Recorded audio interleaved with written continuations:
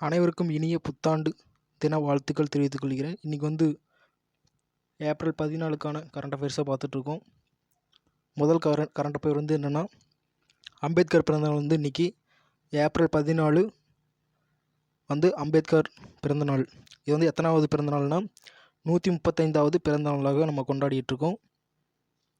அடுத்தபடியாக நம்ம வந்து ரெண்டாவது கரண்ட் அஃபேராக பார்த்தோம்னா, நம்ம இந்தியாவில் வந்து ட்ரோன்களை வந்து எய்ம் பண்ணி தாக்கக்கூடிய லேசர் முறையை வந்து அறிமுகம் செய்துள்ளது டிஆர்டிஓ என்று அழைக்கப்படக்கூடிய பாதுகாப்பு ஆராய்ச்சி மற்றும் மேம்பாட்டு அமைப்பு. இவங்க தான் வந்து இதை வந்து இன்ட்ரடியூஸ் பண்ணியிருக்காங்க, ட்ரோன்களை அழிக்கிற மாதிரி.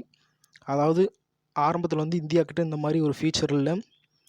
இது வந்து யார்கிட்ட இதுக்கு முன்னாடி இருந்துச்சுன்னா, அமெரிக்கா, சீனா, ரஷ்யா அவங்ககிட்ட மட்டும்தான் இருந்துச்சு.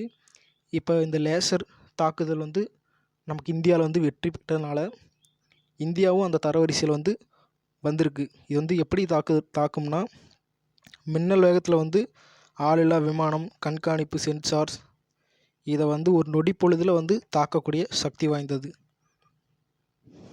ஒரு நல்ல கண்டுபிடிப்பாகவே சொல்லப்படுகிறது. அடுத்தது, ஸ்விம் ஓப்பன் நீச்சல் போட்டியில் புதிய உலக சாதனை படைத்துள்ளார் ஜெர்மன் வீரரான லூகாஸ் மார்டென்ஸ்.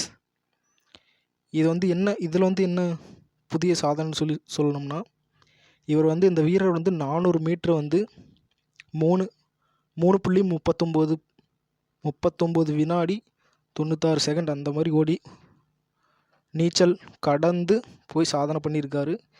இது வந்து புதிய உலக சாதனையாக ஏற்றுக்கொள்ளப்பட்டுள்ளது நீச்சல் போட்டியில். பைசாகி பண்டிகை.